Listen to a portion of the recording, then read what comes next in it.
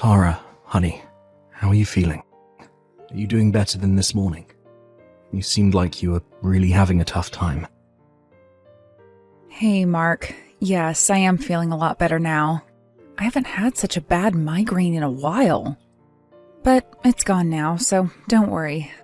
I'm sorry I wasn't able to make you breakfast this morning. There's no need to apologize. I would never ask you to do anything when you're not well. Besides, your health is the most important thing right now. Next time you go in for your checkup, you should ask the doctor to prescribe you some meds for your migraine. I know you haven't had it in a while, but you never know how your body is going to react to your pregnancy. Plus, there might be certain meds you shouldn't take while pregnant. So you should talk to the doctor and keep a safe prescription at home, just in case you need it again.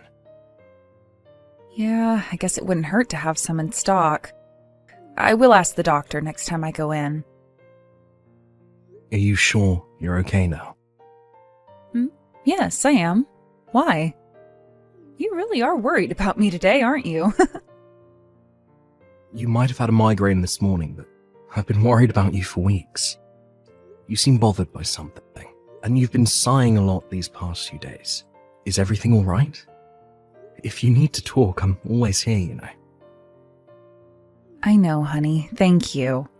It's just that the baby is arriving so soon, I'm not sure if I'm really ready for all the change. I guess I feel kind of unsettled. So, yeah, that's been on my mind lately, hence all the sighing. Sorry, I didn't mean to worry you so much. It's all right. I kind of guessed that's what's been bothering you. I totally get it. Nothing can really prepare us enough for this big change. I know I need to be strong. I mean, I'm going to be a mom soon.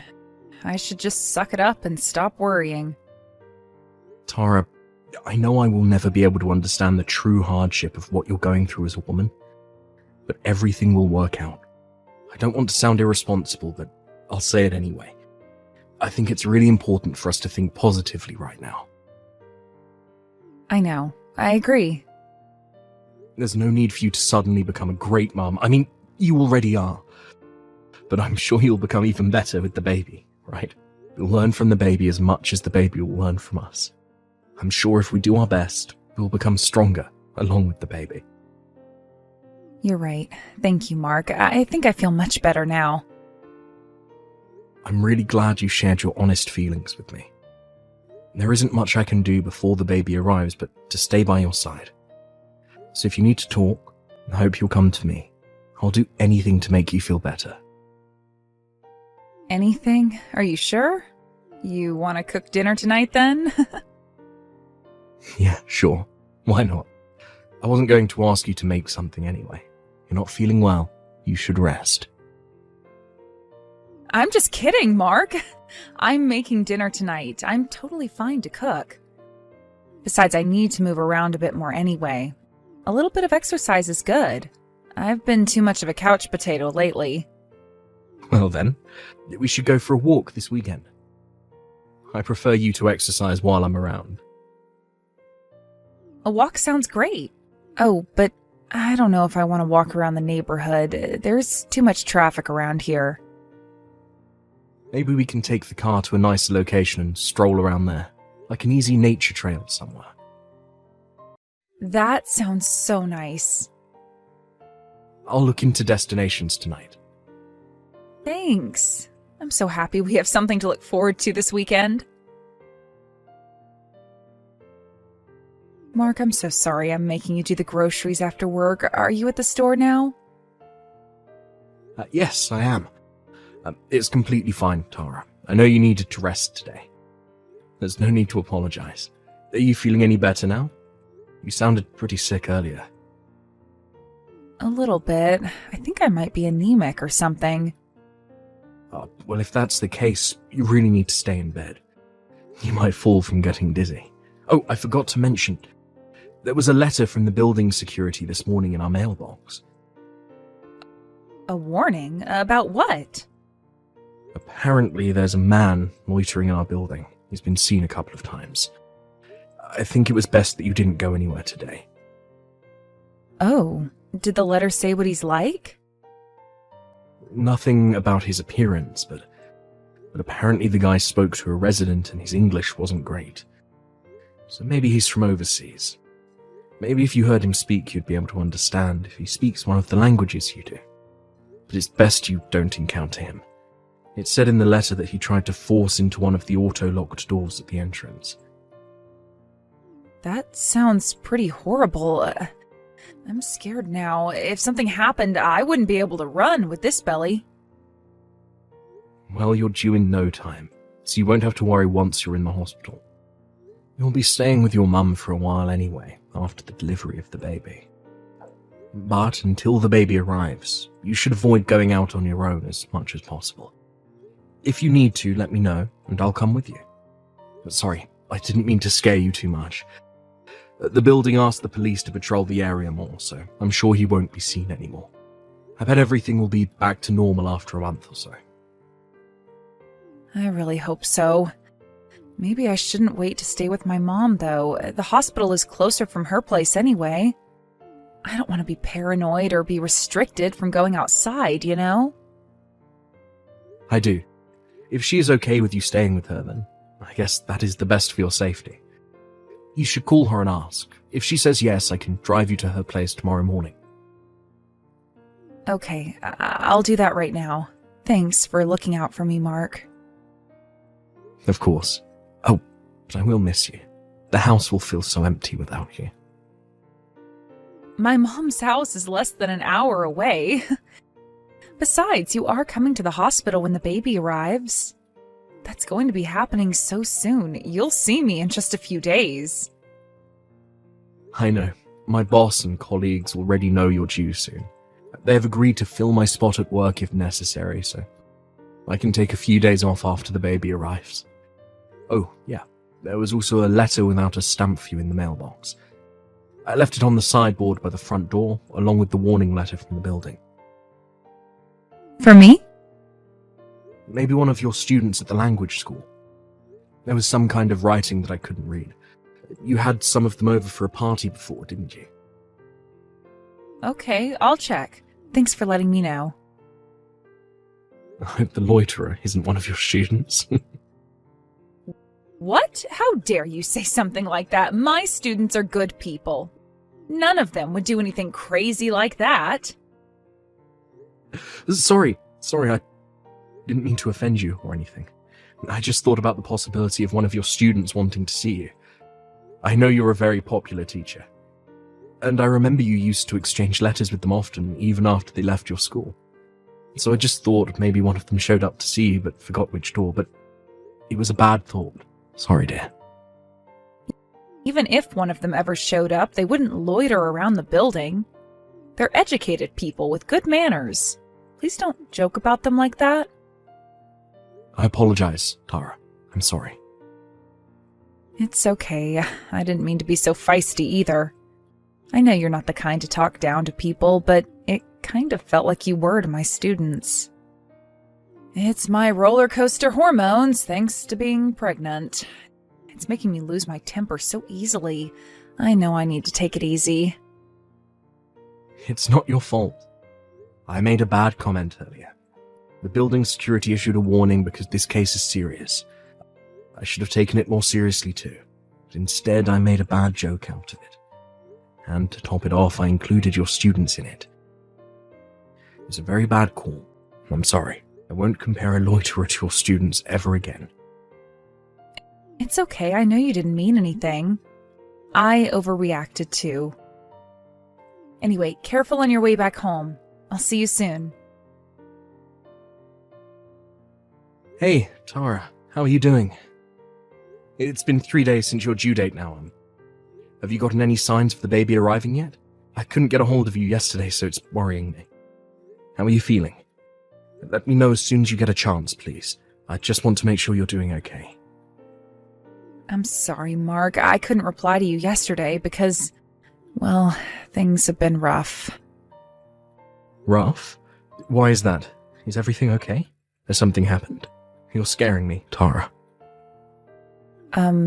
Mark, you might want to sit down for this. I have some bad news. What?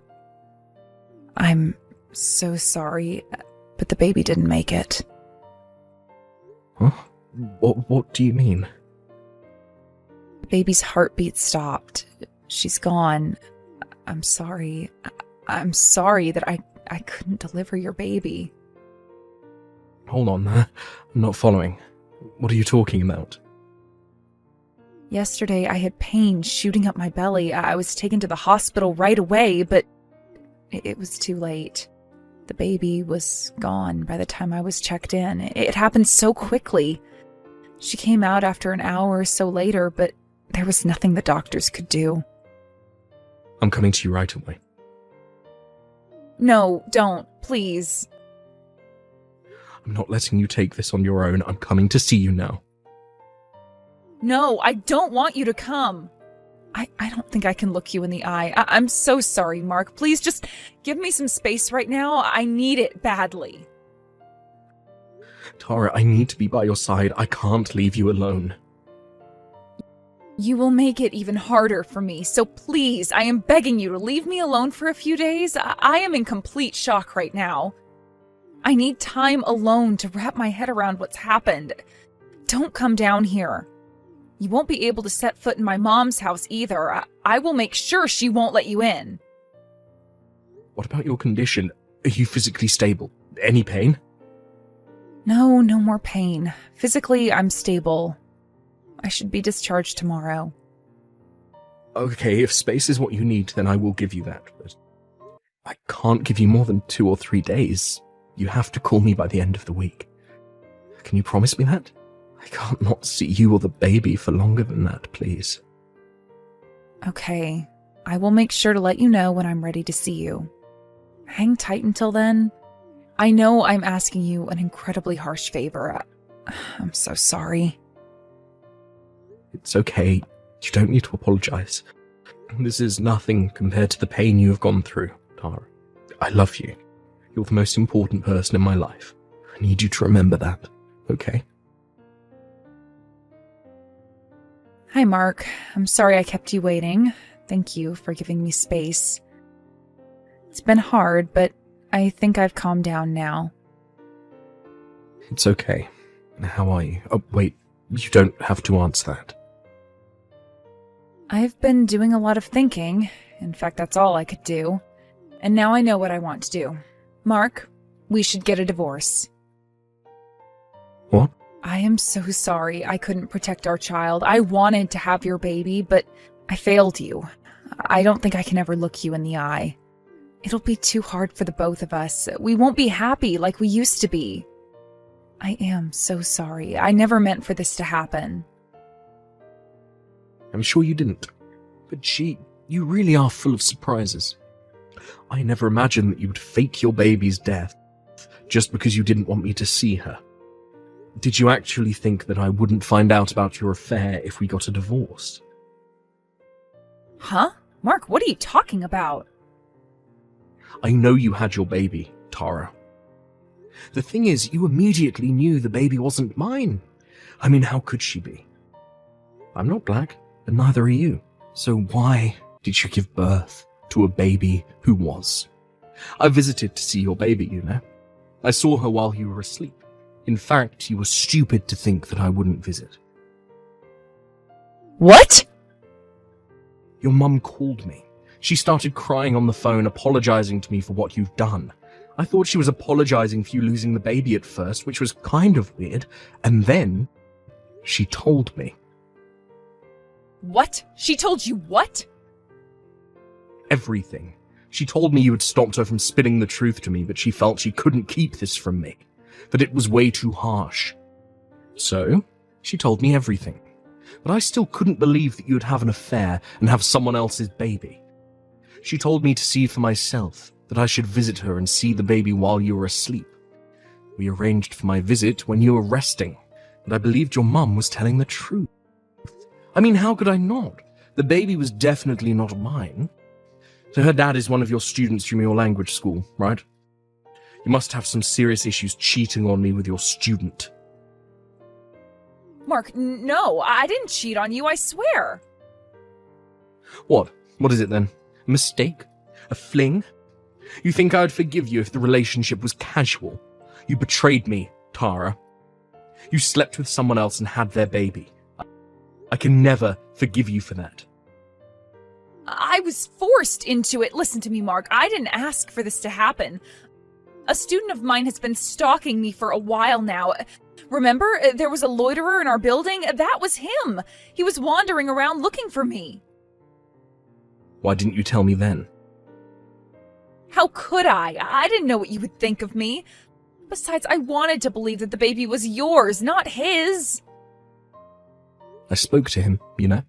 I saw him dropping another letter in our mailbox, so I confronted him. Wait, you spoke to him? Why? He's been dropping off letters practically every day since you left to stay with your mum. It was freaking me out. Why didn't you tell me about this? Because I didn't want to stress you while you were carrying the baby. So I was going to tell you about it after the baby arrived. But then your mum called and I saw your baby was clearly not mine. I came back and read the letters he wrote to you. I had them translated on the web. He was desperately begging to raise the baby together. That's when I figured that the loiterer was your child's father.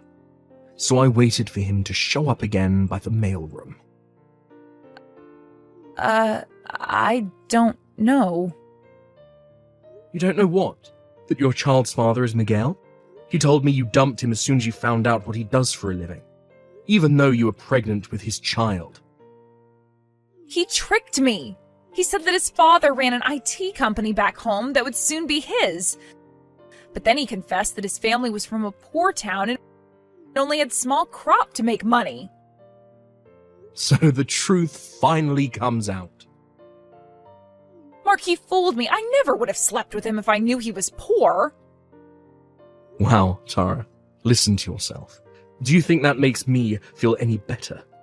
In fact, that makes me sick to my stomach. You cheated on me, and did it because you wanted his wealth.